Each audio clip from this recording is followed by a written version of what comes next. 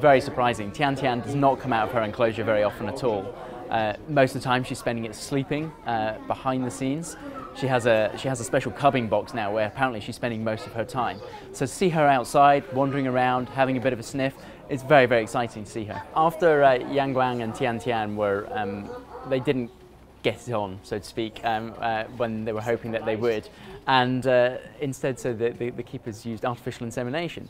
But to increase their chances of getting her pregnant, what they did was they took some semen samples from Guang and also another panda called Bao Bao who lived in Germany. It's a zoo in Germany. But it does mean that if the cub is born, they won't know who the father is immediately.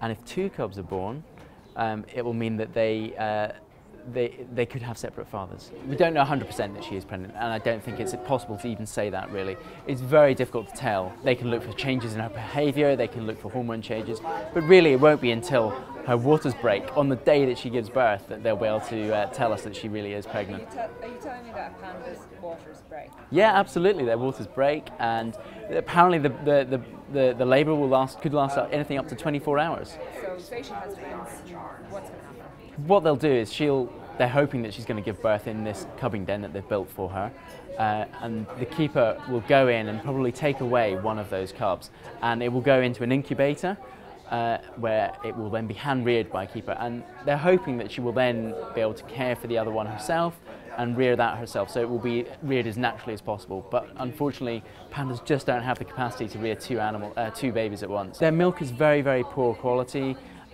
Also in the wild, there's a tendency for them just to concentrate on the biggest of the cubs that they have, and it's mainly because the food they eat, the bamboo, is very nutritionally poor.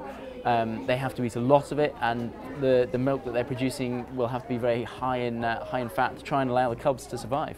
So when they're born, they're very, very small. You know, Tian Tian is probably about 100 kilograms. The cub, if it's born, would probably only be about 100 grams. It's about the same as a chocolate bar, king-size chocolate bar. They come out, they're pink. Like a dairy milk. They're like a dairy milk, yeah. They come out, they're very pink and they're almost hairless, they're blind, they can't hear, so they're very helpless little creatures. It takes a few weeks before they start developing hair, and I think it's up to a month or so before they start being able to see. I think the Chinese have the ultimate say in what the name will be. Tradition dictates that it's going to be 100 days after a birth before a panda is named. So Tian Tian is Chinese for sweetie, and Guang is Chinese for sunshine. So they've both got very specific names. I believe that they're named after natures as cubs. Don't know what the Edinburgh cubs might be called though. You had a suggestion though, didn't you? I suggest they could be called George, possibly, particularly if they open it out to a public vote. Oh, it could be called Drizzle after the Edinburgh weather, and we've had a lot of that today.